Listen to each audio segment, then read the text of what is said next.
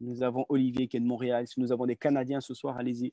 N'hésitez pas à nous partager. Il est quelle heure là au Canada, Olivier, par exemple? Là, je crois qu'il est quelque chose comme 14h20. 14h20. Ok, c'est Ouais, la pause, la fin de la pause repas. Donc, exact. yes. N'hésitez pas, le temps que les autres se connectent, à nous dire un peu de quel coin vous êtes, comme ça on arrive un peu à se situer. Donc, en attendant, si vous voulez vous présenter, Samuel, toi, on t'a déjà eu sur l'émission, mais si tu veux peut-être te représenter, nous dire d'où tu viens, qu'est-ce que tu fais, et ça peut être bon. Et après, Olivier, pareil. Avec grand plaisir. En tout cas, bonsoir à tout le monde et bonjour à ceux qui viennent pour le Canada. En tout cas, c'est vraiment un honneur et un privilège encore une fois d'être avec vous et surtout particulièrement avec mon frère, mon ami Olivier. On a fait un bon morceau de chemin ensemble et c'est pas fini. Et voilà, je suis tellement honoré d'être avec aussi mon ami Toto qui, on s'apprécie énormément depuis, on se connaît pas depuis longtemps, mais il y a quelque chose de beau qui se construit. En tout cas, voilà, moi je viens de l'île de la Réunion et j'ai vraiment ce privilège de la part de Dieu de vivre sur une île comme celle-là. Je viens de l'église Extravagance Saint-Pierre. Je suis donc pasteur évangéliste au sein de l'équipe Extravagance. Et voilà, je suis marié, j'ai 3 enfants. Ma femme s'appelle Nathalie, elle est extraordinairement belle d'ailleurs. Donc bref, ça je ne préfère pas trop en parler. Mais voilà, en tout cas, je suis vraiment heureux en tout cas d'être un disciple de Jésus aujourd'hui et heureux d'être là ce soir avec vous tous. Yes, Sam. Merci pour cette présentation passionnante. Olivier, dis-nous un peu qui tu es, d'où tu viens, ce que tu fais. Yes, alors moi je m'appelle Olivier. Comme Sam, je viens de l'île de la Réunion. On était dans la même église, à l'église Extravagance, sur une île extraordinaire. Donc si vous avez l'occasion, allez à l'église Extravagance, allez à l'île de la Réunion. Et puis bonsoir, bonjour à tout le monde qui sont connectés. Comment est la Réunion? J'espère que vous allez bien. On a hâte de voir vous bientôt. Bientôt je serai à la Réunion. Et puis pour me présenter rapidement, je suis simplement un homme qui aime Jésus, un disciple de Jésus. Et puis, comme Sam, je fais partie de l'Église sans frontières maintenant à Montréal, donc au Canada, au Québec. Et puis, je suis pasteur évangéliste aussi dans cette magnifique Église. Et puis, voilà, rapidement, qui je suis. Wow. Cool. En tout cas, les gars, je suis vraiment honoré d'être avec vous ce soir. Ça va être tellement bon de pouvoir partager cette émission avec vous. OK? Les amis, je pense on ne va pas tarder. On va commencer. Donc, on voit qu'il y en a qui commandent, qui nous disent un peu d'où ils sont. Ça, c'est très bon. Les amis, comme vous savez, Olivier, Sam, ce soir, nous avions cette thématique qui s'appelle Libre.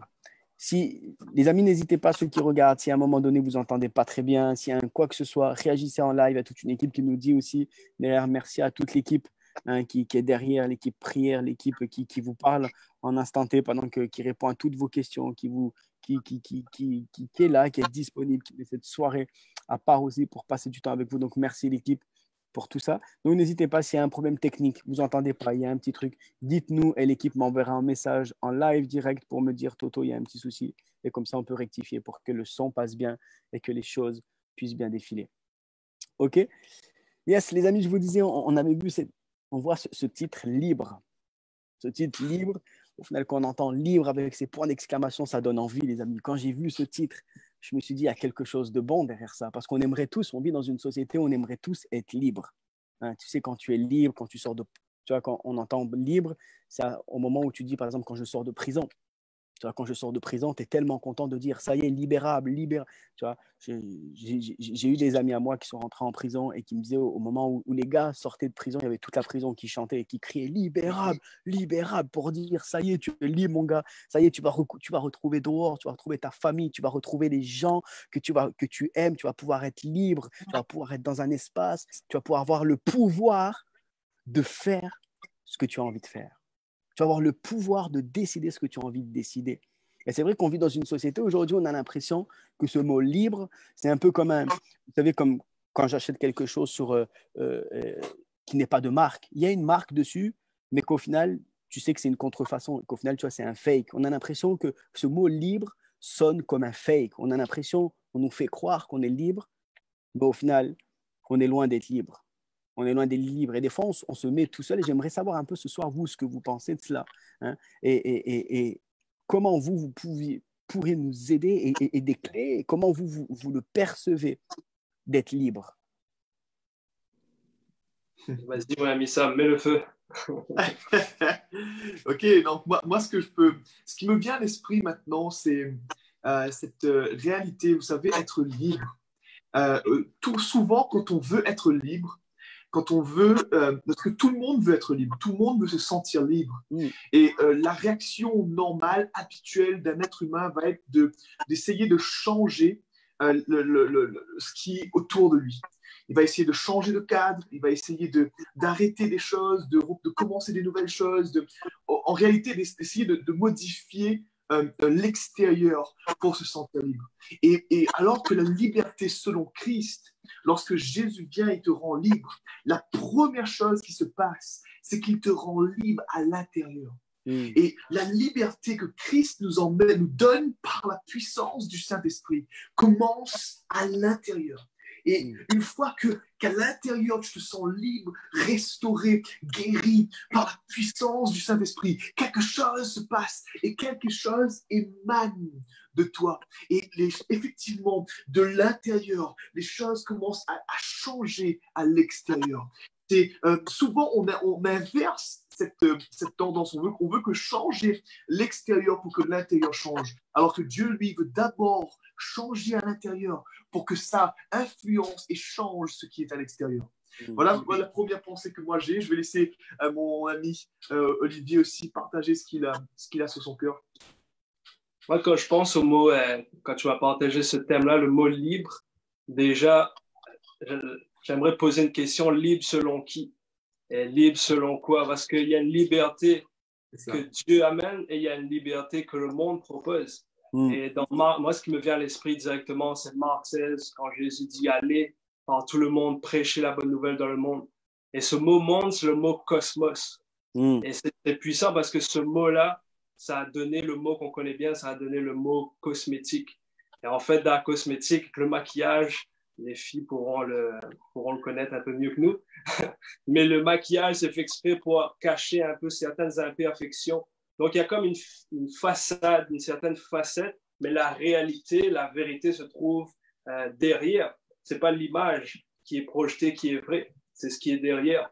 Et le monde projette une certaine image de la liberté qui est complètement fausse, qui est complètement la définition de la liberté selon le monde et pas la définition de la liberté selon Dieu. Donc, déjà, la liberté selon qui? Et ce soir, je crois qu'on parle de la liberté selon Dieu. Et la liberté selon le monde, on entend souvent aujourd'hui, tu as juste à aller sur Instagram, sur YouTube, on parle de liberté financière, de liberté dans tel domaine, liberté dans ceci.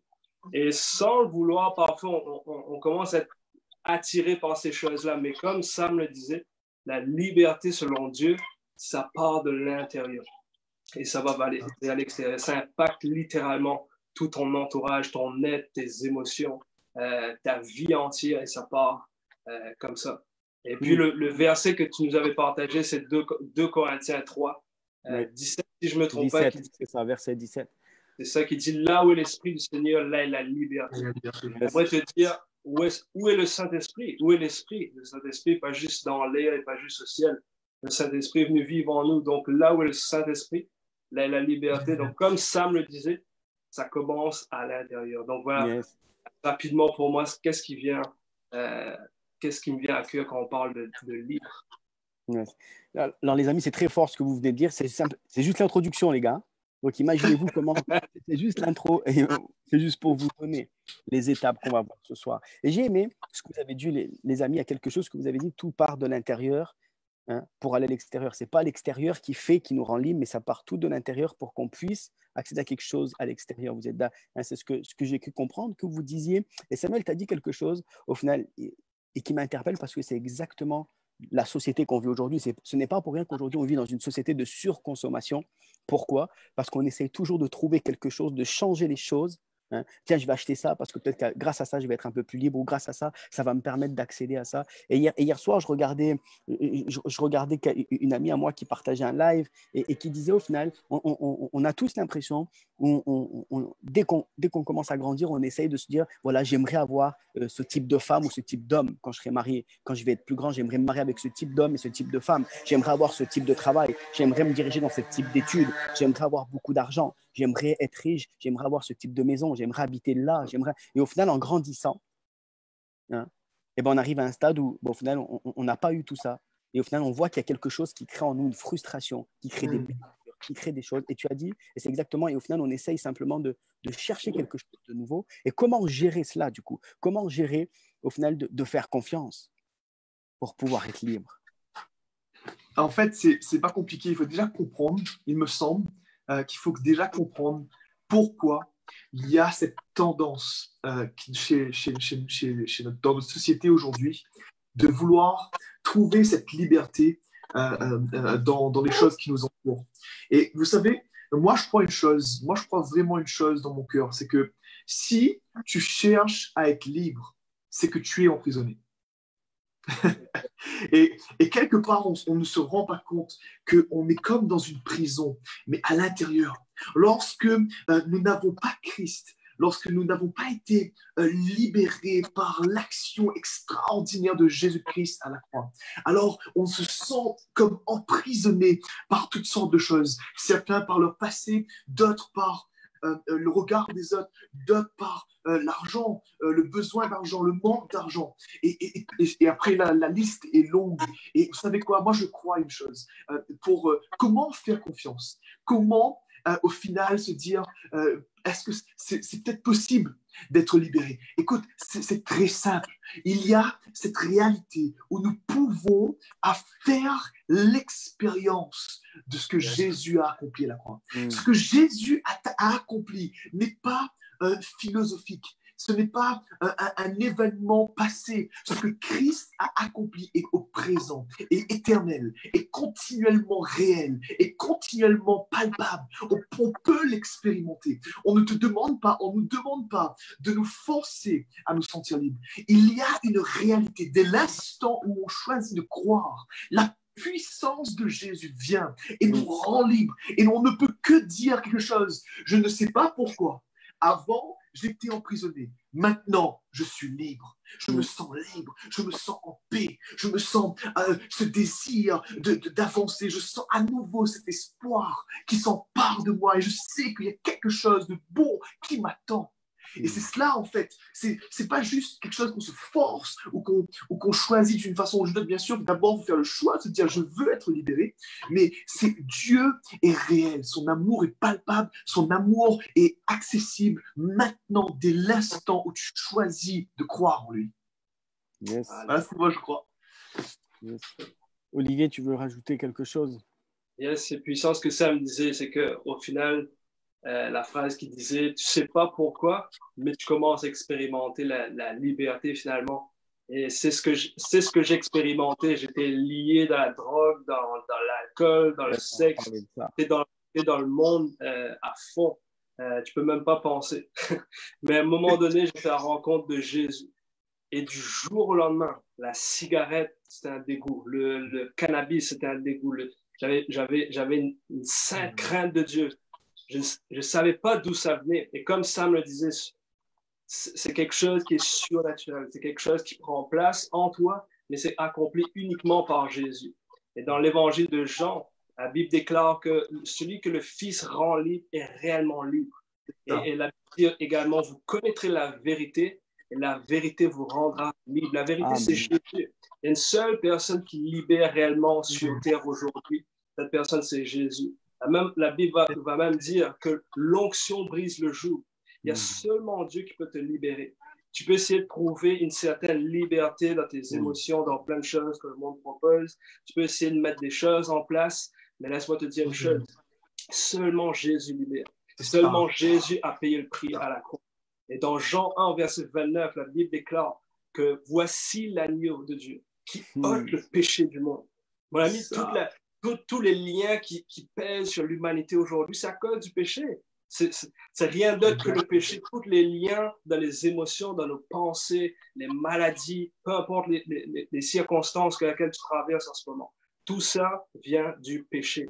C'est la bonne nouvelle que Jésus est l'agneau de Dieu qui ôte le péché du monde. Il arrache le péché du monde. Il détruit le péché du monde.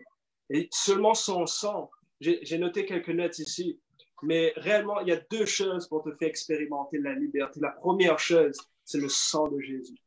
Parce que le sang de Jésus va régler le problème avec le péché, va anéantir la puissance du vieil homme, va détruire le péché dans ta vie, toute l'influence du vieil homme, d'essayer d'être libre, mais tu n'y arrives pas parce qu'il y a une force en toi qui te pousse à être dans le péché. Il y a une force en toi qui te pousse à faire les choses mal.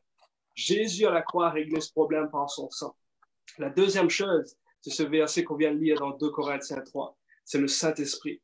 Parce que le Saint-Esprit, maintenant que tu as reçu Jésus-Christ comme Seigneur et Sauveur, le Saint-Esprit va, comme Sam le disait, te communiquer la liberté, te faire expérimenter la liberté. Là où il est la liberté. En fait, il communique continuellement la liberté dans ton esprit, dans ton âme, tes pensées. Il crie à ton esprit que tu es un enfant de Dieu, que tu es juste.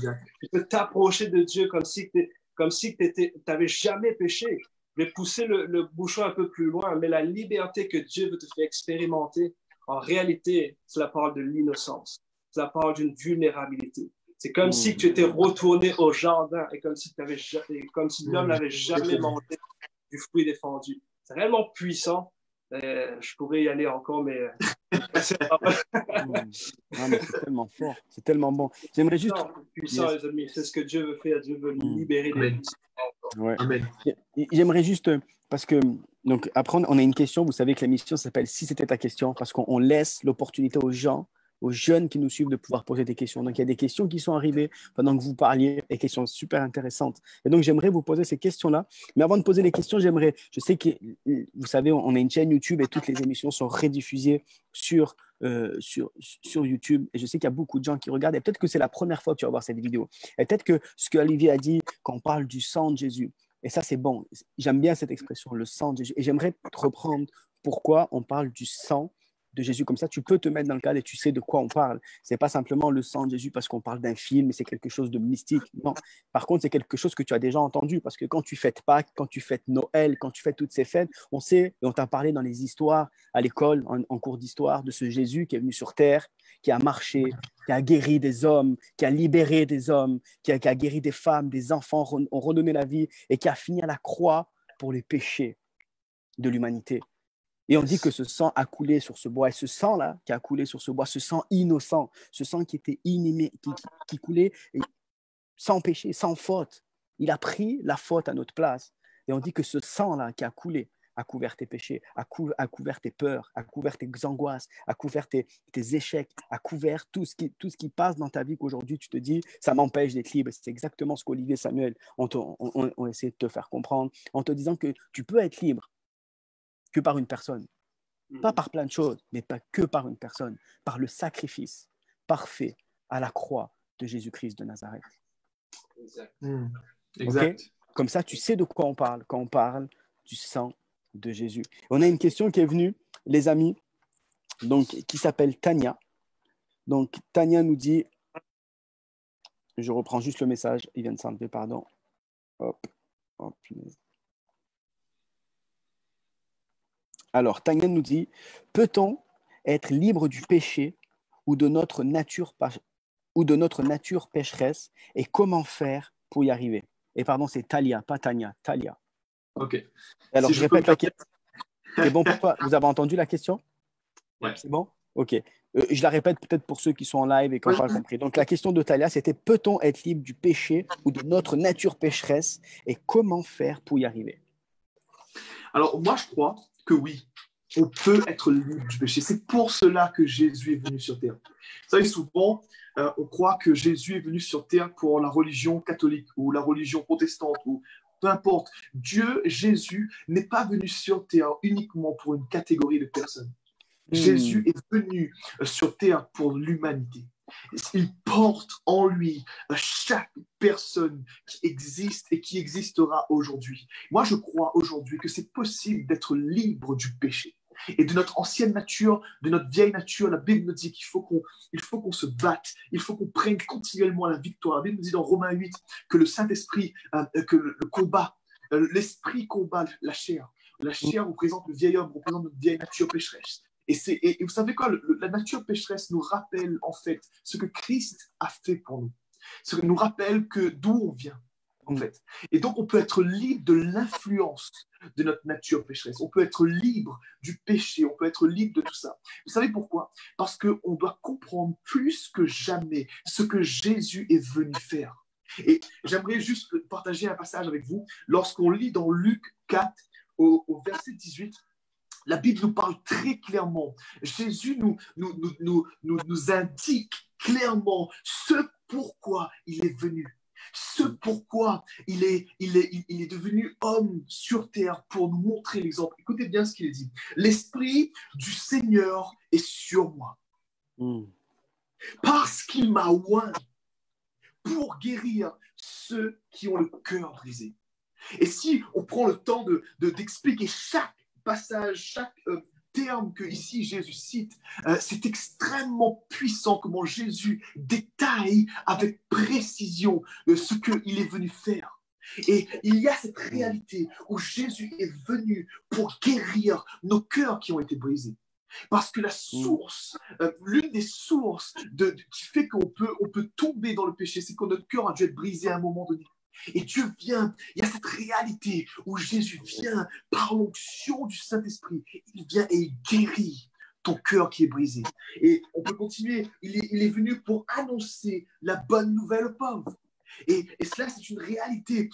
Également, le mot annoncer, ici, c'est le mot évangéliser. Ça parle en fait de cette réalité où Dieu vient pour partager l'évangile, pour partager cette puissance qui libère, cette puissance qui rend libre. Et même pour ceux qui se sentent pauvres, que ce soit une pauvreté émotionnelle, spirituelle, physique, peu importe, Dieu est venu, Jésus est venu pour annoncer une bonne nouvelle, une bonne nouvelle. Cette bonne nouvelle, c'est qu'il a été oint pour te rendre libre aujourd'hui. Et on peut lire la suite, il m'a envoyé pour proclamer aux captifs la délivrance. Et ça, les amis, c'est une des choses que Jésus fait qui est extrêmement puissante. C'est qu'aujourd'hui, peu importe ton péché, peu importe la nature de ton péché, peu importe si c'est un sorcier qui a fait quelque chose, peu importe si c'est toi-même qui as consommé des choses mauvaises, qui a consommé le péché, et je te dis, mince, je suis trop sale, je suis trop noir, je suis trop sali aujourd'hui, je ne pourrais pas accéder, je suis trop bas, je suis trop profond. J'ai une bonne nouvelle pour toi. Il rend libre celui qui est captif. Et la parole de Dieu continue. Et aux aveugles, le recouvrement de la vue. Et il y a cette réalité, les amis, qui est fou quand on réalise ce que Jésus fait. C'est qu'il nous ouvre les yeux. Quand quelqu'un se dit, OK, je ne savais pas, en fait, je ne savais pas que la solution, c'était Jésus pour être libre. Et qu'est-ce qui se passe? Lorsque Jésus vient, sa puissance est manifestée. Et cette puissance vient ouvrir tes yeux. Et je te dis, mince, mais oui, il y a une solution. Oui, Jésus peut me rendre libre. Oui, je peux être libéré de ces fardeaux, de ces chaînes, de cette angoisse, de cette crainte, de cette peur. Jésus veut te rendre libre aujourd'hui. Et sa parole le déclare. Et nous, on le déclare. Parce qu'on croit et parce qu'on veut voir Jésus agir comme jamais auparavant. Et on peut lire dans la suite, pour renvoyer libre les opprimés. Waouh! Waouh! Pour renvoyer libre les opprimés. Et vous savez, ce qui est fou quand on lit ce passage, c'est que Jésus ne dit pas à condition que. Effectivement, il faut que tu crois, bien sûr, pour que tu puisses bénéficier de ce qu'il a fait. Mais en fait, Jésus l'a fait tout simplement. Et si aujourd'hui tu crois, tu as accès à ce qu'il a fait. Tu as accès à la puissance qu'il a libérée à la croix. Il y a cette réalité qui dit, pour proclamer une année de grâce du Seigneur. Waouh! Jésus veut maintenant proclamer sur ta vie sa grâce. Jésus veut proclamer sur ta vie sa miséricorde. Il veut te dire, je veux te rendre libre. Amen. Voilà. Wow. Wow. Wow, wow. Comment? Vas-y, Olivier, je vois que tu voulais rebondir sur ça. Vas-y, ouais. Si tu me le permets, j'aimerais juste dire à cette personne, je pense ton verset, ce sera Romains 6. Romains 6, au verset 6. Et la Bible déclare, regarde bien ce que la Bible déclare, ça te dit ici, sachant que notre vieil homme a été crucifié avec lui. Alors, je ne sais pas si les gens comprennent le français, mais normalement, la conjugaison ici, c'est au passé. Donc, sachant que notre vieil homme a été crucifié, je rencontre énormément de personnes, ils me disent, mais tu sais, je ne suis pas libre, je suis encore dans le péché, parce que des fois, tu sais, le vieil homme, tu sais comment il est, hein, le vieil homme revient. Mon ami, tu n'as jamais rencontré Jésus si c'est comme ça. Tu n'as jamais accepté la croix si c'est comme ça. Parce que Romains 6 déclare, sachant que notre vieil homme a été crucifié avec lui, afin que le corps du péché fût détruit, pour que nous ne soyons plus esclaves du péché. Et ensuite, ce passage va se terminer au verset 7. Ça te dit, car celui qui est mort est libre du péché. Donc, mon ami, j'aimerais te dire, es-tu mort pour être libre du péché? Parce qu'on parle du baptême d'eau dans l'église, on fait des super célébrations, les gens sont dans la joie, mais dans l'esprit, ce qui se passe à ce moment-là, c'est un enterrement. Parce qu'on enterre quelqu'un, il y a une personne qui est morte à ce moment-là. Le vieil homme a été crucifié avec Jésus. On va l'ensevelir à ce moment-là. Et quand tu te relèves de l'eau, tu te relèves dans une vie nouvelle. Tu te relèves dans sa résurrection. Et dans 1 Corinthiens 15, un des passages préférés, tu liras dans 1 Corinthiens 15 à partir du verset 1 jusqu'au verset 4, si je ne me trompe pas. Et la Bible parle de l'évangile. Et comment Paul décrit l'évangile, c'est simple. Il dit, je vous ai annoncé Jésus-Christ crucifié. Je vous ai annoncé Jésus-Christ enseveli. Comme ça. Je vous ai annoncé Jésus-Christ ressuscité. Et Jésus-Christ est apparu. Et vous savez que par la foi, on verra dans la Bible que souvent on parle de co-ouvrier, de co-héritier, de co-crucifié, parce qu'en fait, la réalité que Christ a accomplie à la croix, il l'a fait également pour nous. Lorsque tu vois Jésus à la croix, tu devrais te voir à la croix avec lui. Comme j'aime bien le dire, quand tu regardes à la face de la croix, c'est Jésus. Quand tu regardes derrière la croix, il y a toi, il y a moi. On est crucifié avec Jésus. Et ce passage de 1 Corinthiens 15, en fait, lorsque tu acceptes Jésus-Christ comme ton Seigneur et Sauveur, tu expérimentes la crucifixion. Yes. Lorsque tu te fais baptiser d'eau, tu expérimentes l'ensevelissement. Ouais. Lorsque tu expérimentes le baptême du Saint-Esprit, tu expérimentes la résurrection. Et lorsque tu commences à vivre une vie chrétienne, lorsque tu commences à être un disciple, Christ apparaît au travers de toi. Donc, au final, on peut vivre une vie libre, comme Sam le disait, c'est l'espoir qu'on porte au monde. C'est la bonne nouvelle qu'on prêche. Jésus-Christ sauve, Jésus-Christ libère, Jésus-Christ est vivant. Exactement. La bonne nouvelle, c'est qu'il est vivant. Tout ça, c'est possible par la résurrection. Si à la croix, il y avait juste Jésus-Christ mort, la croix, c'est seulement une exécution. Mais à cause de la résurrection, la rédemption est possible, le salut est possible, la guérison est possible, la liberté est possible. Exact. Il y aurait tellement à dire, mais c'est possible de vivre une vie juste. C'est possible de vivre une vie juste. C'est juste extraordinaire de se lever le matin et d'avoir cette sensation de t'es aimé par le Père, t'es accepté du Père. Tu ne sens pas comme quelqu'un qui est condamné ou Seigneur, je n'ai pas prié, du coup là je vais venir dans ta présence et j'ai l'impression que ça me condamne un peu, je ne suis pas digne. Non, mon ami, ça c'est des forteresses. Il faut briser ces forteresses-là. Il faut renverser ces faux raisonnements-là. Parce que si tu as accepté Jésus-Christ comme ton Seigneur et Sauveur, il a détruit le vieil homme. Il a détruit le péché. Ça ne veut pas dire que tu ne pêches pas. Je ne suis pas en train de dire que tu ne pêches pas. Mais il y a une différence entre le vieil homme et la chair. Parce que maintenant, le vieil homme a été crucifié, mais maintenant, dans Romains 8, comme Sam le disait, on a lutté contre la chair maintenant. La chair, c'est simple. Tu vas dans la rue, si avant tu étais un drogué, tu passes à côté de quelqu'un qui est en train de fumer, qui est en train de boire, ça se peut que ça va stimuler un peu ta chair. Tu vois ce que je veux dire? La chair, on aura toujours à se battre contre la chair. On est dans un corps. Donc, c'est possible de vivre une vie juste. Et Romains 8 t'encourage à assujettir la chair. Donc, mon ami, la force qui t'empêchait d'être libre a été détruite à la croix. Mais maintenant, tu as la loi de l'esprit de vie. Il y aurait tellement à partager, mais la loi de l'esprit de vie m'a affranchi de la loi du péché de la mort. Donc, c'est possible de vivre sous une autre loi au-dessus de la loi du péché de la mort. C'est possible. Exactement. C'est possible de vivre libre. Excellent. Je pense qu'on a répondu à la question. Ah, c'était très clair. C'était très clair. J'aimerais juste rebondir parce que, comme je vous l'ai dit, j'aime quand on parle de cette personne, de Jésus. J'aime parce que généralement, et j'aime bien dans ce Romains 8, il y a tellement de vérité. C'est un de mes chapitres préférés dans la Bible. Parce que tu as juste à lire. Des fois, on a l'impression qu'il faut lire toute la Bible. Mais juste, si c'est la première fois que tu entends parler de Jésus, lis Romains 8. Et tu as le mode d'emploi, tu as le guide Michelin pour comment vivre toutes ces choses-là. Et j'aime bien dans ce que vous avez dit, les amis, dans ce crucifixion. Au final, on parle de crucifier. Et là, peut-être que vous entendez ça pour la première fois, c'est en train de vous dire, mais de quoi il me parle? Et il y a une histoire dans la Bible, dans Jean 3, on lit cette histoire, c'était un grand maître, c'était un serviteur, c'était un pharisien qui s'appelait Nicodème. Et il a eu la même réaction que vous, peut-être que toi qui es en train de regarder cette vidéo. À un moment donné, il se retrouve un soir face à face avec cette personne de Jésus. Et lui dit, maître, je reconnais qu'il y a quelque chose en toi. Et là, Jésus lui dit, tu sais, pour que tu puisses comprendre, il faut que tu renaisses de nouveau. Et ce gars, il a la même réaction peut-être que toi qui es en train de te dire, mais de quoi il me parle? Il a dit la même chose, il a dit, mais maître, de quoi tu me parles? Comment un vieil homme comme moi peut renaître encore une fois? De quoi tu me parles? Et là, Jésus lui dit, mais comment faire? Comment faire? Et il suffit quelque chose. Là, Jésus explique dans ce chapitre comment faire.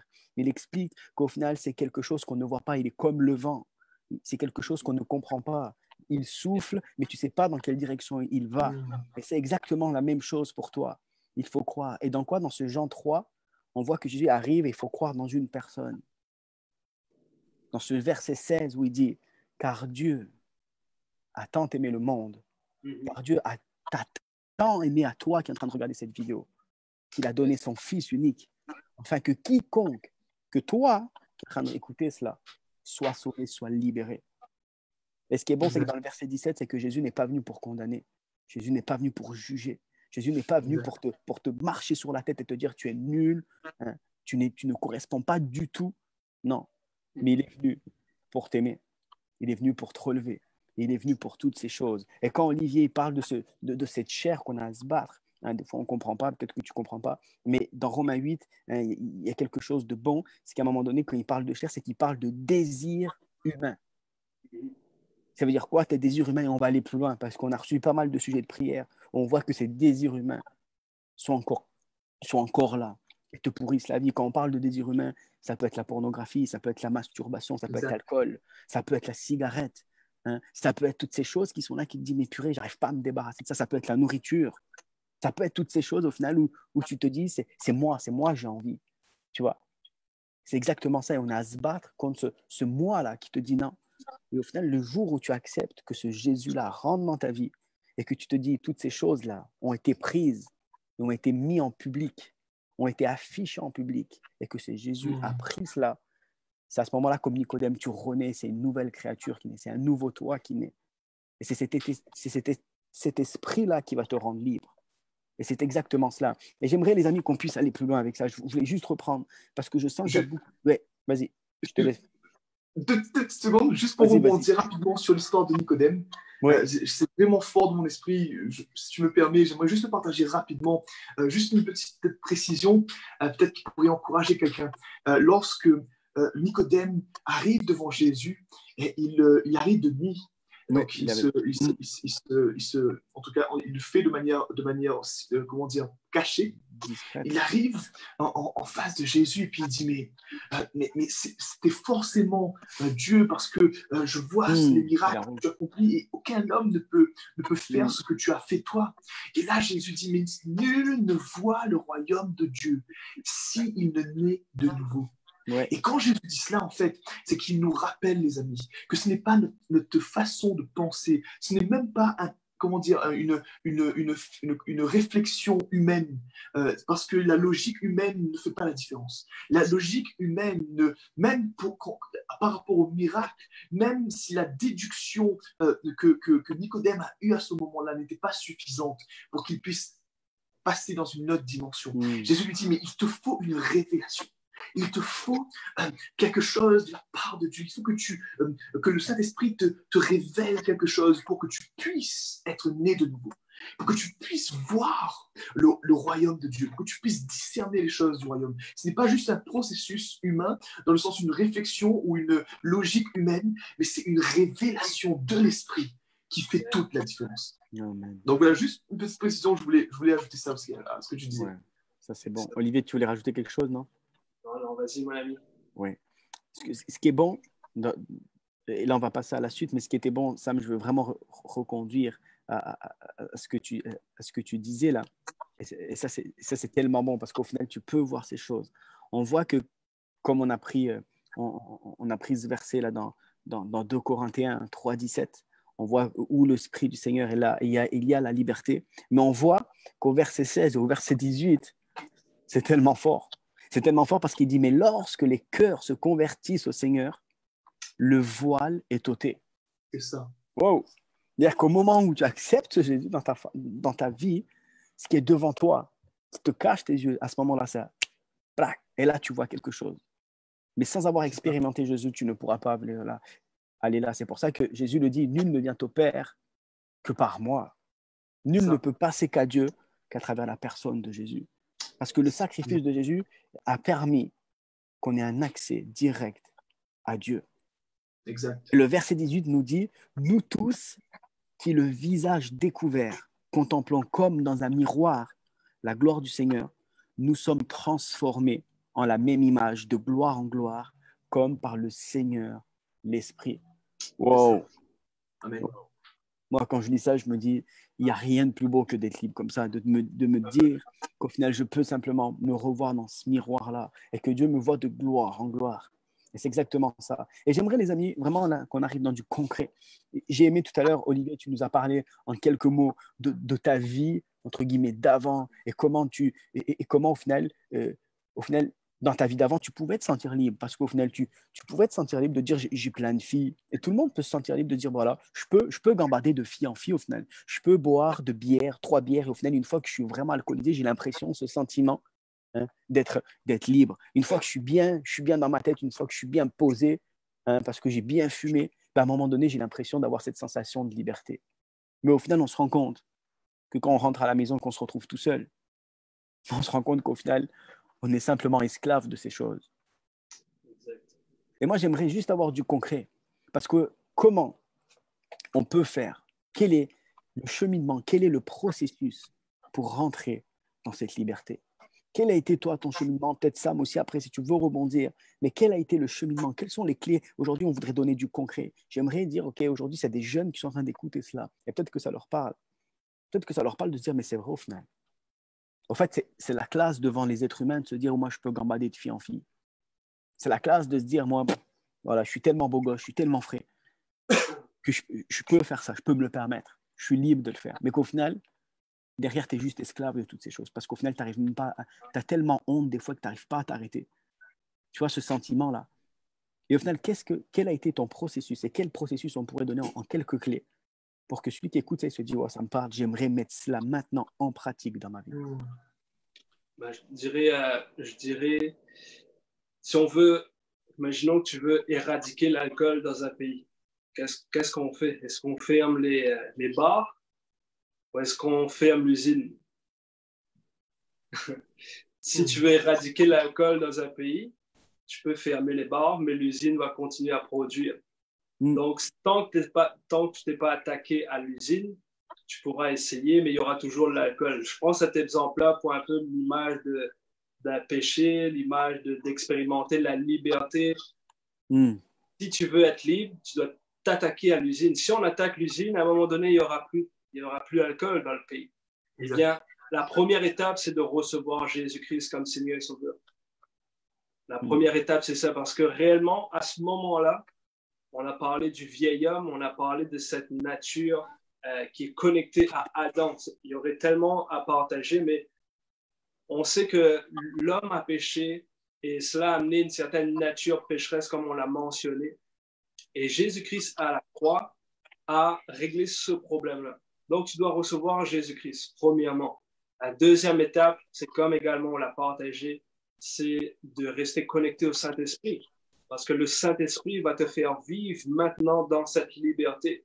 En fait, la liberté, ce n'est pas quelque chose que tu es en train de courir après. Dès le moment où tu es né de nouveau, ton état vient de changer. Tu es passé la Bible dit, les choses anciennes sont passées, voici toutes choses sont devenues nouvelles. Et en fait, tu es une nouvelle personne, tu es une nouvelle créature. Ce que Jésus-Christ a fait, c'est qu'il n'est pas juste venu sur une croix et puis, OK, ben, je vais faire un petit sacrifice et repartir, je vais donner ma vie. En fait, ce que Jésus a fait à ce moment-là, c'est éradiquer le vieil homme, l'ancienne nature, et créer une nouvelle nature. C'est pour ça qu'on a partagé de naître de nouveau, on a partagé d'un homme nouveau, d'une nouvelle création, etc., etc. Mais en fait, première étape, recevoir Jésus-Christ comme Seigneur Sauveur. Deuxième étape, par le Saint-Esprit, il te communique réellement ton identité. Ton identité, finalement, c'est libre. Lorsque tu étudies ce passage de 2 Corinthiens 3, j'ai juste creusé un peu ce passage avant de venir sur ce live, mais le mot qui est employé pour libre, c'est réellement un mot qui signifie que tu es né libre. En fait, c'est comme si dans ta conscience, tu n'as jamais été esclave. Donc, en fait, ça parle réellement de quelqu'un qui a expérimenté à ce moment-là la nouvelle naissance, qui est né de nouveau, qui a reçu Jésus. Et en fait, ben, le Saint-Esprit, boum, il te communique ta nouvelle identité, tu es libre. Et ensuite, la troisième chose, ça c'est la plus difficile, ou la chose qu'on devrait faire quotidiennement, c'est d'assujettir la chair. Qu'est-ce que je veux dire par là, comme tu l'as très bien expliqué, c'est de se tenir loin de ces choses qui pourraient te tenter, de se tenir loin de ces choses qui pourraient amener en toi des désirs charnels, des désirs humains, de vouloir fumer, de vouloir coucher avant le mariage, de vouloir être de la drogue, etc. Tiens-toi loin de ces choses-là et sois renouvelé par Jésus. Donc, passe réellement du temps avec Dieu, passe du temps dans sa parole, passe du temps dans la Bible, passe du temps dans l'intimité. Et ça va renouveler ton intelligence. Parce qu'on est né de nouveau, oui, mais on a toujours une mémoire. Et ça, parfois, on l'oublie, on a une mémoire. Imagine, tu as accepté Jésus ce soir. Ce soir, il y a des gens qui vont accepter Jésus. Amen. Mais le péché que tu as fait ce matin ou hier, il est toujours dans ta mémoire. Mais c'est important pour toi de passer du temps avec Dieu, passer du temps dans la Bible pour renouveler tes pensées, changer la façon que tu penses. Le mot repentance signifie simplement ça. Changer la façon de penser. En fait, tu prends carrément un autre chemin. Donc, c'est possible de vivre libre. Les 3 étapes, c'est reçois Jésus, reste rempli du Saint-Esprit et sois renouvelé par la parole de Dieu, par des temps de prière. Tiens-toi, je pourrais me laisser Sam partager là-dessus, mais tiens-toi avec des amis qui vont te pousser aussi dans une vie saine, dans une vie juste. Si tu es tout le temps en boîte de nuit et tu veux vivre une vie juste, une vie saine, et tu te dis, c'est difficile de ne pas pécher, c'est difficile de ne pas tomber, c'est difficile de vivre libre, mais tu es continuellement avec des amis dans le monde, avec ceci, avec cela. À un moment donné, on doit prendre des choix, on doit être radical et se dire, OK, Jésus-Christ a accompli ça pour moi. Moi, je vais accomplir ça pour lui. Et c'est vraiment ça, finalement. Donc, je ne sais pas si j'ai été clair. Ouais. Excellent. Franchement, vraiment, Olivier, merci. C'est très puissant ce que tu viens de partager, mon ami. Et c'est vrai que quand tu parles de faire attention à qui tu fréquentes, j'ai cette image, en fait, quand on va à la plage, par exemple, je sais que c'est pas souvent que Olivier va à la plage là où il est, mais tu vas à la plage et quand tu t'exposes au soleil, qu'est-ce qui se passe? Tu prends de nouvelles couleurs. Ta peau, ce que tu es, est impactée par ce à quoi tu t'exposes. Et c'est aussi une réalité, juste pour bien éclaircir ce que le dernier point que Olivier partageait très justement, c'est qu'il faut faire attention à quoi tu t'exposes. Si tu t'exposes au soleil de la parole de Dieu, alors cette parole va venir te transformer ton intelligence, transformer ta façon de voir, transformer ta perspective, ton focus, changer littéralement même tes centres d'intérêt. Ça change tout. La parole de Dieu a cette puissance de littéralement te faire aimer ce que Jésus aime et te faire détester ce que Jésus déteste. Et c'est ça la beauté, en fait, quand tu te laisses enseigner, construire par la parole de Dieu. C'est qu'elle vient, elle t'emmène dans une autre dimension. Parce que la réalité dans tout ça, c'est que notre objectif à tous, quel est le plan de Dieu, quelle est la volonté de Dieu pour chacun de nous? C'est simplement que toi et que moi, nous puissions ressembler de plus en plus à Jésus. Et pour cela, il faut laisser ce que Jésus est, sa parole, nous transformer à son image. On a parlé de tout ça, on a cité tellement de versets durant ce moment, c'est riche, c'est beau, et je pense que ça va encourager le maximum de personnes. Voilà, parce que je voulais juste ajouter cette petite précision, mon ami. Ouais. Non, et c'est vrai que ça résonne très fort dans la thématique d'être libre, au final, Olivier, ce que tu as pu dire. Pourquoi? Parce que quand on voit, au final, que quand on accepte Jésus, et tu l'as dit, il y a cet esprit qui nous est donné.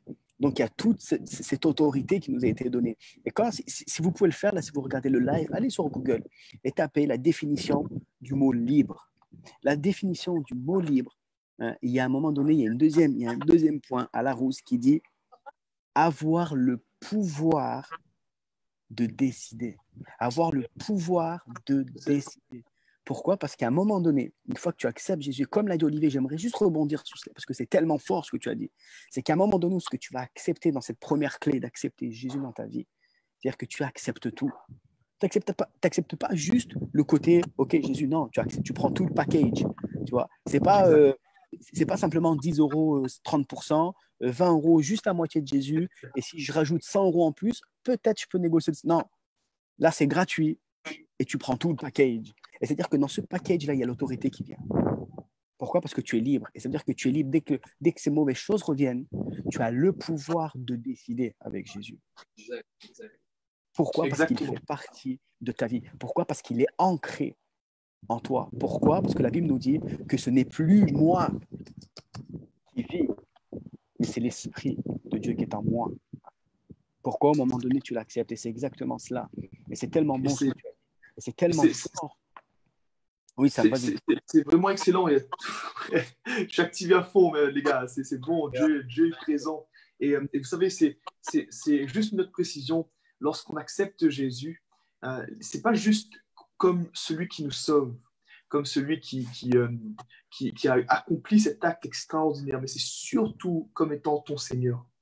Quand tu acceptes Jésus comme étant ton Seigneur, et souvent on a du mal avec ça, c'est qu'il faut qu'on réalise que quand on était, avant de connaître Jésus, on était sous l'autorité de quelqu'un d'autre.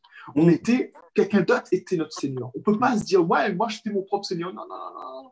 Soit c'est l'ennemi, c'est le diable qui est ton Seigneur, soit c'est Jésus.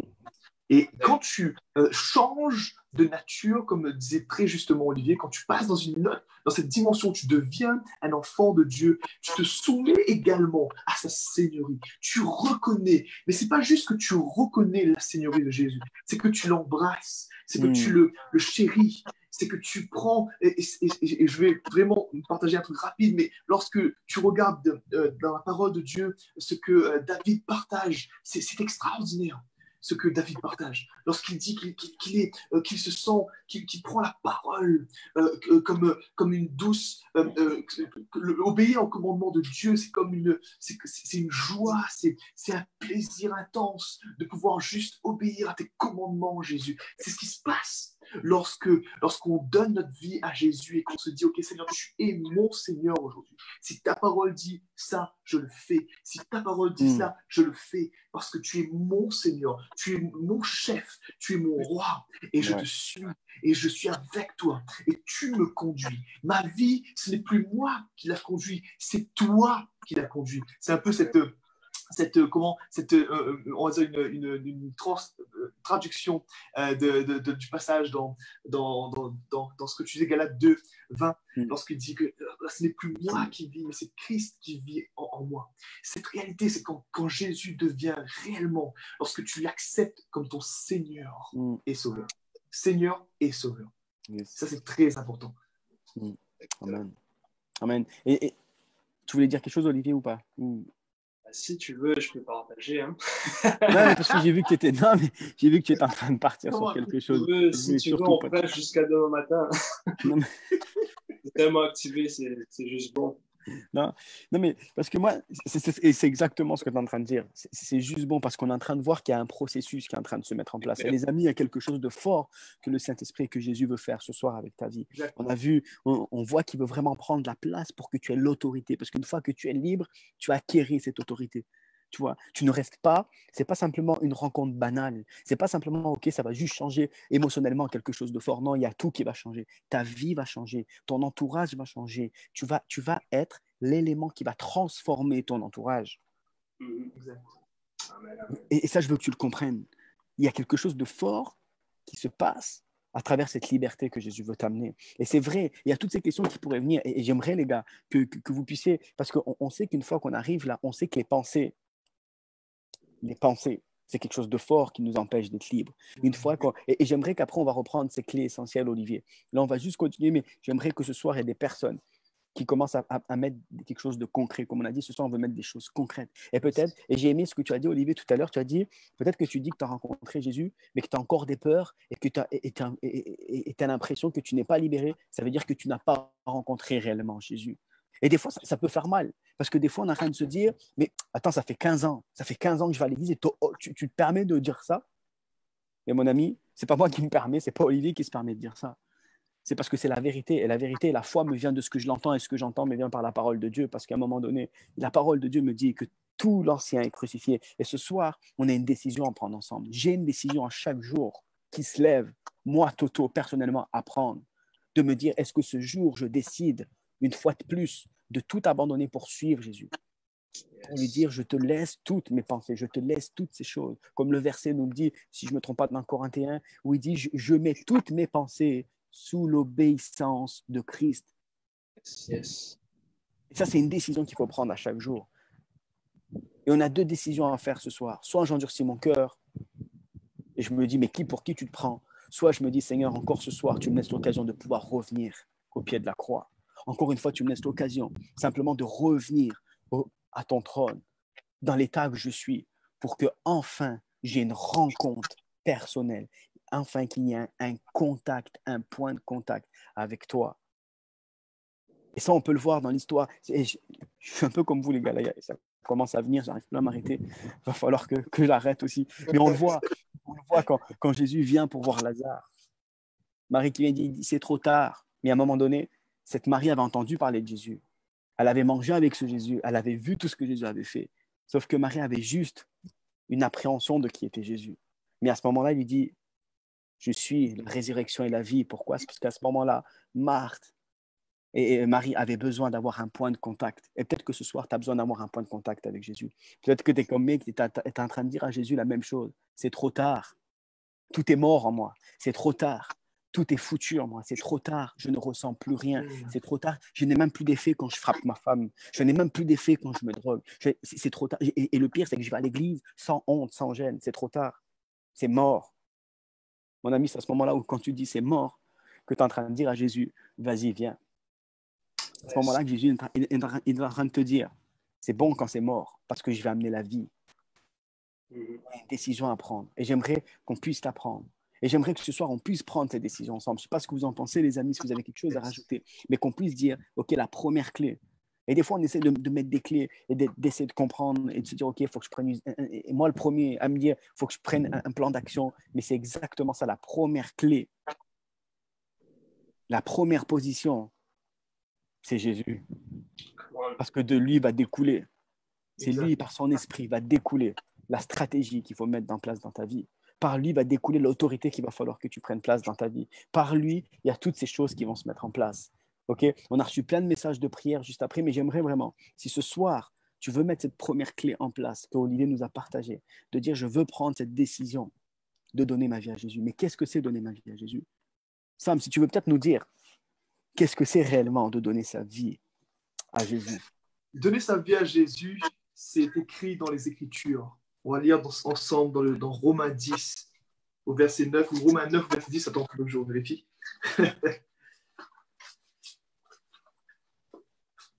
C'est très simple. Voilà, c'est Romains 10 au verset 9. Ouais, c'est ça, je suis en train de le lire. Et c'est très simple, on va lire ce que la parole de Dieu nous dit. Si tu confesses de ta bouche le Seigneur Jésus, et si tu crois dans ton cœur que Dieu l'a ressuscité d'entre les morts, tu seras sauvé. Car en croyant du cœur, on parvient à la justice, et en confessant de la bouche, on parvient au salut. C'est une réalité tellement simple. Des fois, on peut se dire, mais attends, il faut juste que je croie en fait dans mon cœur et il faut que je le déclare de ma bouche. Oui, fais-le. C'est exactement là. Parce que le reste, c'est Dieu qui va le faire. Toi, tu crois. Toi, tu le déclares. Toi, tu le vocalises. Et tu le fais avec tout ton cœur. Tu le fais avec toute ta force qui te reste. Et tu verras que Dieu, lui, prendra plaisir à te répondre. Dieu prendra plaisir à te montrer à quel point il est réel. À quel point, vous savez, mon histoire a été marquée par cela. Et je sais que celle d'Olivier également, et celle de plusieurs personnes, tous ceux qui ont donné leur vie à Jésus au final, ont vécu cela. Cette réalité où tu t'humilies, où tu te repens, où tu dis, mais Seigneur, maintenant, ok, je crois dans ce que tu fais. Ok, je crois dans ta résurrection. Je crois, Seigneur, dans mon cœur que Jésus-Christ est ressuscité des morts. Je veux le confesser maintenant de ma bouche, que je crois en lui, que je crois en sa seigneurie. Et quelque chose se passe dès l'instant où tu te positionnes ainsi. La puissance de Dieu, l'amour de Dieu, tout à coup va se rendre tellement palpable et accessible pour toi. Et tu vas te dire, waouh, c'est fou, Jésus est réel. Jésus s'expérimente. Jésus n'est pas juste un concept. Jésus est une personne qui devient réelle par la puissance du Saint-Esprit. Et donc, voilà, j'espère avoir été clair. Je ne veux pas être trop long parce que j'ai tendance à beaucoup parler. Mais en tout cas, j'espère avoir été clair. Olivier. Donner sa vie à Jésus. Donner sa vie à Jésus, c'est quoi? C'est donner sa vie à Jésus. Ta vie, c'est tout ce que tu as. Ta vie, c'est tout ce que tu es. Et donner sa vie à Jésus, c'est littéralement donner sa vie à Jésus. Donc, tu n'as plus de vie. C'est pour ça que tu vas recevoir sa vie à lui. En fait, il y a réellement un échange qui est spécial parce que tu es quelqu'un de mort, mais tu passes à la vie. Tu es quelqu'un de prisonnier, mais tu passes à la liberté. Tu es quelqu'un d'ennemi de Dieu qui va passer à ami de Dieu. Tu es quelqu'un de condamné qui passe à justifié. Donc, je te dirais que c'est un bon deal. Donne ta vie à Jésus, mon ami.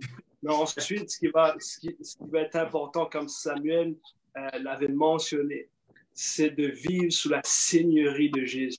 Oui. Et là, on voit réellement si on a donné nos vies à Jésus ou si finalement, on n'a pas donné nos vies à Jésus. Parce que quand tu donnes ta vie à Jésus, il devient ton sauveur et ton Seigneur. C'est toi qui dirige ta vie. C'est Jésus qui dirige ta vie. Exactement. Et souvent, ça peut faire peur aux gens. Tu dis, ah, mais là, je ne vais pas pouvoir faire ce que je veux. Au final, est-ce que c'est réellement la liberté? Mon ami, la liberté que tu vas expérimenter avec Jésus va surpasser ton intelligence. Exactement. La liberté que tu vas expérimenter avec Jésus va surpasser ton intelligence. Il va te rendre libre dans tes émotions. Il va briser tes liens. Il va briser tes addictions. Ouais. Ces manquements qui en toi, il va les remplir. La vie que Jésus a pour toi, c'est sa vie à lui. C'est la vie divine en toi. Soyons honnêtes, les amis. Vive la liberté. C'est impossible. Vive une vie juste. Vive une vie sainte. Vive guérir les malades. Vive chasser les démons. Vive une vie divine. C'est impossible. Mais c'est pour cela qu'il nous donne sa vie. C'est pour cela qu'il nous donne la grâce. Donc, finalement, toi, tu donnes ta vie à Jésus. Lui, il te donne sa vie. Mais bien plus, le Saint-Esprit en toi te communique la grâce de vivre cette vie. Parce que c'est impossible de le prendre force, les gars. C'est juste impossible. S'il n'y a pas la grâce de Dieu, on n'est pas là aujourd'hui. La grâce, c'est quoi? Souvent, les gens disent la grâce, c'est une faveur, c'est un don, c'est la puissance de Dieu. Ma définition de la grâce, c'est l'habilité divine pour vivre la vie divine. C'est simple. C'est l'habilité divine pour vivre la vie divine. C'est la capacité de Dieu en toi pour te faire vivre sa vie à lui. Donc, réellement, il y a une puissance qui va prendre place. Comme tu disais plus tôt, tu as le pouvoir à nouveau de dire ça oui, ça non. J'ai le choix maintenant. Mais ça, c'est par grâce. Donc, je te dirais aujourd'hui, donne ta vie à Jésus. Il va briser tout joug, tout lien. Il va te rendre libre. Il va te donner sa grâce de vivre une vie juste, de racheter le temps. Tellement d'espoir qui va être communiqué dans ta vie, tellement de joie qui va prendre place dans ta vie, tellement de paix qui va prendre place dans tes pensées. C'est juste qu'il y a beaucoup de personnes en ce moment qui sont comme liées dans les pensées. Et je vois juste la paix de Dieu vous saturer comme jamais. Tu sais, la paix de Dieu, c'est pas un petit drapeau et on dit j'arrête parce que le combat est trop difficile, on fait la paix. Non, la paix de Dieu est installée quand l'ennemi est anéanti. Amen. Donc, lorsque la paix de Dieu va venir dans ta vie, il va détruire ces forteresses, il va détruire toutes ces choses qui t'accablent, qui te lient. Et je vois réellement la paix. Je sens réellement la paix dans mon cœur de venir toucher les personnes. Exactement.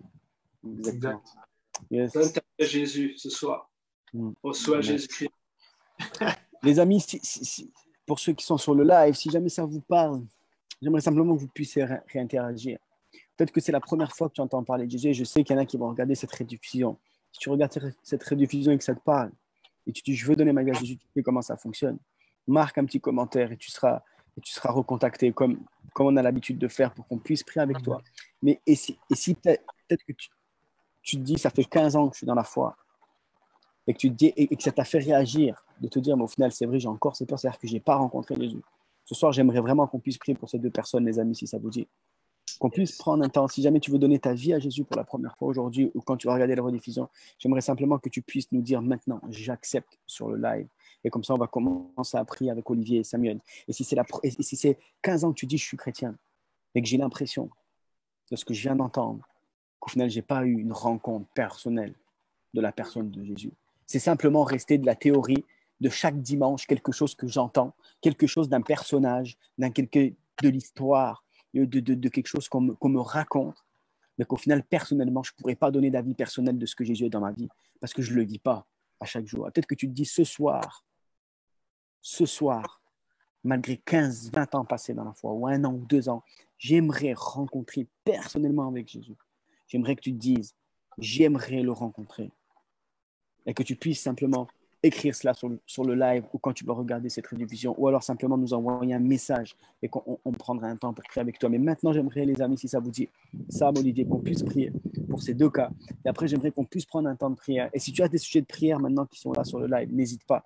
Si tu as des sujets de prière où tu te dis, il y a des domaines dans ma vie où je ne suis plus libre et où j'ai besoin de cette liberté de Christ, écris-le, comme ça on prendra un temps pour prier avec ça. Ok. Donc, et si tu veux prier avec l'équipe prière qui est derrière, et clique sur le bouton envoyer un message parce qu'ils ne pourront pas te contacter sur le live. Simplement, va sur le message, sur la page si c'était ta question, et clique sur le message. Et là, on va pouvoir prier avec toi. L'équipe m'envoie des messages, ils sont chauds pour passer du temps avec toi, pour prier avec toi, là en ligne. Ok. Olivier, Sam, c'est parti. Ok. Yes. Let's go. Amen.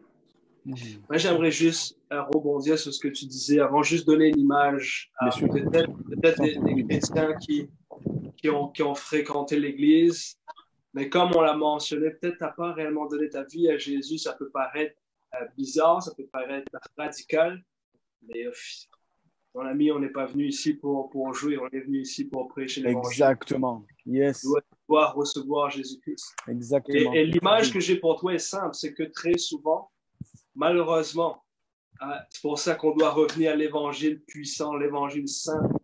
Malheureusement, très souvent, les gens si on prend l'Église comme une maison, les gens sont venus à Jésus, ou les gens sont venus à l'Église en passant par la fenêtre et non par la porte. Qu'est-ce que je veux dire par là? La fenêtre peut être une guérison. Jésus t'a guéri et puis tu es venu à l'Église. Et puis tu as commencé à fréquenter l'Église. Ou peut-être tu as expérimenté une délivrance et puis tu as commencé à venir à l'église. Ou peut-être tu as un bon ami, peut-être ta copine, peut-être tes parents ont accepté Jésus et toi, tu as juste suivi le flow finalement. J'aime bien prendre cette image-là qu'il y a des gens malheureusement qui sont dans l'église mais qui sont passés par la fenêtre. Ça peut te choquer. Je ne veux pas te blesser ce soir, mais je veux réellement m'assurer que tu as la vie éternelle. Mais nous devons passer par la porte. La porte, c'est quoi? La porte, c'est Jésus. La porte, c'est la croix. Et si tu veux être dans la maison, si tu veux être dans l'église, si tu veux être chrétien, passe par la porte. La porte, c'est la croix. Et comme on l'a partagé si bien ce soir, la croix, c'est quoi? C'est la crucifixion du vieil homme. C'est ton vieil homme mort. Ton ancienne vie a été ensevelie. Et tu as une vie nouvelle. Donc, reçois ce soir le sacrifice de Jésus. Je vois des gens, littéralement ce soir, contempler la croix comme ils n'ont jamais contemplé.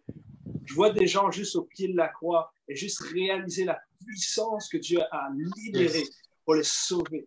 Le sang de Jésus qu'il a donné à ce moment-là pour te sauver, pour te pardonner, pour te rendre libre, pour libérer tes liens, pour te libérer de la prison, pour guérir tes maladies. Je vois vraiment des gens au pied de la croix rencontrer Jésus-Christ comme Sauveur et Seigneur. Ce soir, si tu m'entends, accepte Jésus-Christ. Fais de lui ton Seigneur ce soir. Donne-lui ta vie, dédie ta vie à Jésus. Contemple la croix. Je te garantis que ta vie va littéralement changer et que Dieu va te rendre libre. Ouais. Amen. Amen, amen. Yes, avant de prier, on a reçu plein de messages, les amis. Donc, le temps que tu parles, Olivier.